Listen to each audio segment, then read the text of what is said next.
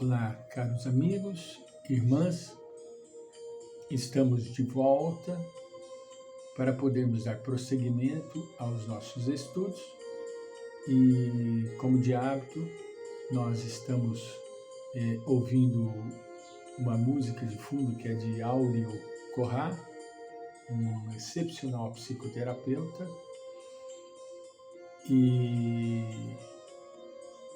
o livro que nós estamos estudando é de Joana de Ângeles, Vidas Vazias. Vamos entrar hoje na 23º capítulo, que intitula-se Críticas. Críticas. Mas antes de nós entrarmos neste capítulo, nós vamos ler um pensamento de Jung, muito interessante para a gente ir. Eu vou passar isso tudo para vocês no videozinho, viu? Lá eu tenho a descrição, lá eu coloco todas essas ideias, esses pensamentos. Jung diz assim: o mundo em que penetramos ao nascer é brutal e cruel ao mesmo tempo.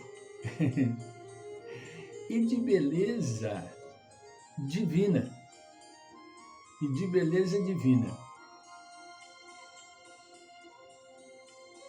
Uma questão de temperamento, ou acreditar no predomínio do que faz sentido ou do que não faz sentido. É uma questão de temperamento.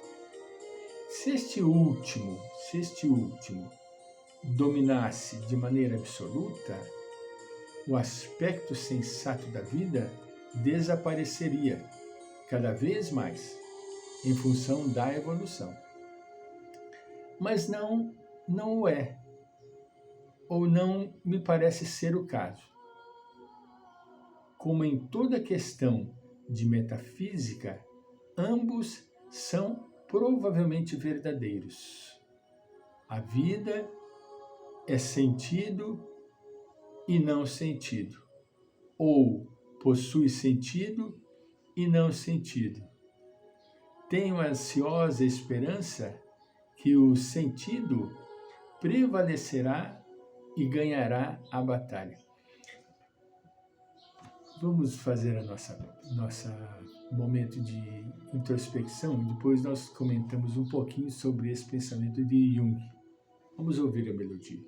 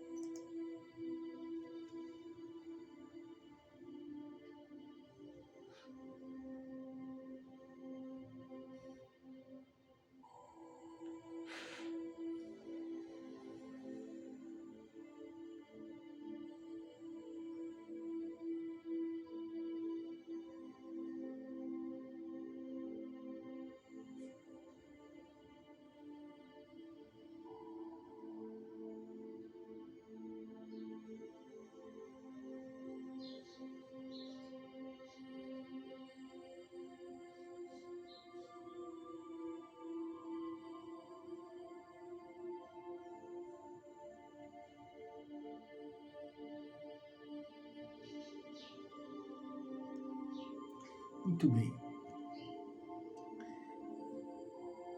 Esse pensamento de Jung é retirado de um dos seus livros que intitula-se Memórias, Sonhos e Reflexões. Eu tenho esse livro. Na próxima eu vou mostrar para vocês. Vou dar mais uma lida para que a gente incorpore o cerne da mensagem, né? O mundo em que penetramos ao nascer é brutal e cruel ao mesmo tempo, e de uma divina beleza. É uma questão de temperamento o acreditar no predomínio do que faz sentido ou do que não faz sentido.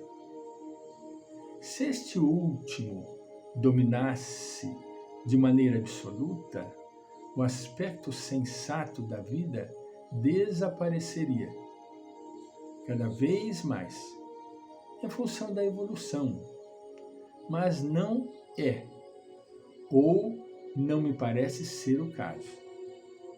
Como em questão de metafísica, ambos são provavelmente verdadeiros. A vida é sentido e não sentido, ou possui sentido e não sentido. Tenho ansiosa esperança que o sentido prevalecerá e ganhará a batalha. A vida do Jung, eu sou um profundo admirador desse excepcional pensador. Além de psicanalista, de psiquiatra, ele foi maravilhoso nos seus pensamentos, né? Ele conseguiu penetrar fundamente o conhecimento do ser humano, estabelecendo diretrizes que só ele conseguiu trilhar, como, por exemplo, o estudo do inconsciente coletivo, né?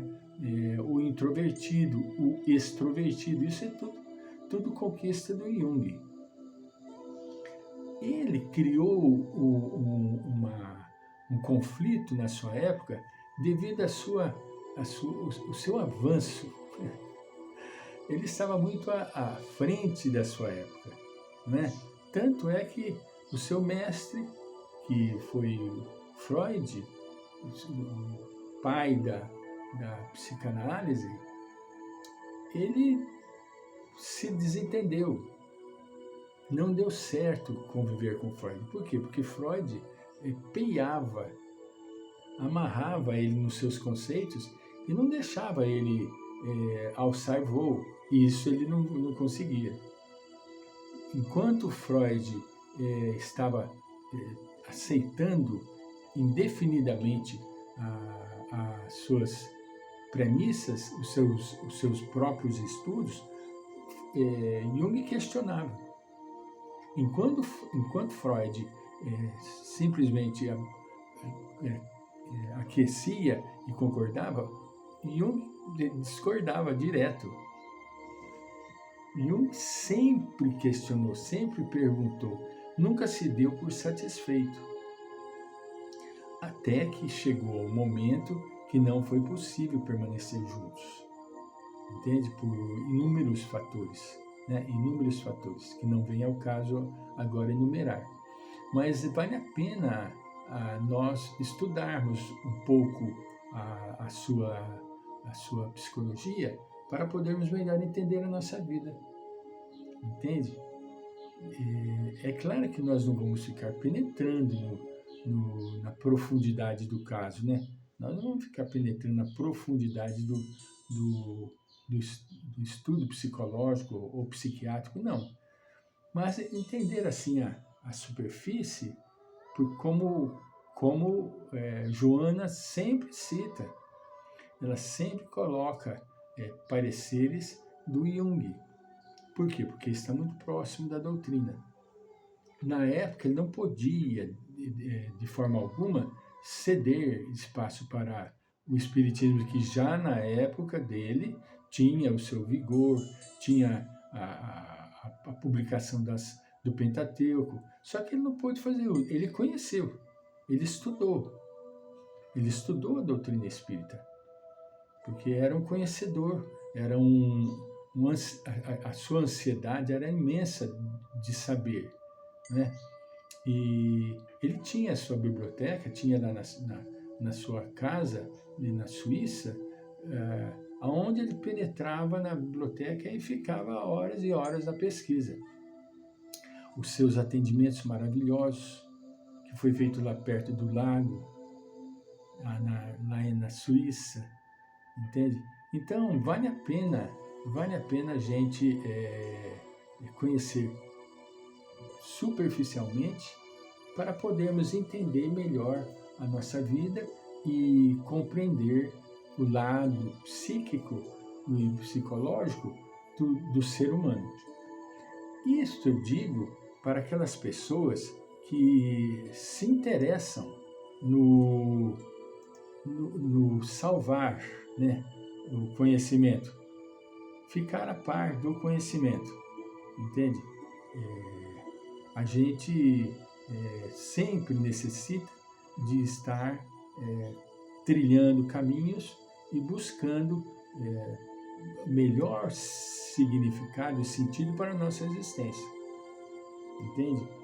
E nós vamos ver a abordagem psicológica junguiana a respeito da crítica. E ele pesquisava, ele não simplesmente projetava ideias, ele pesquisava para poder fazer as suas publicações, né?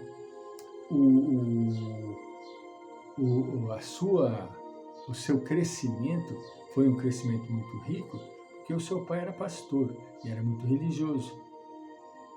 Então ele teve o contato com a religião, direto e reto. Só que não satisfez a ele o conhecimento do pastoreiro, que era limitante, total e completamente limitante. Para a sua mãe, que tanto sofreu com a mediunidade, ele não pôde fazer uso dos recursos do seu conhecimento e, infelizmente,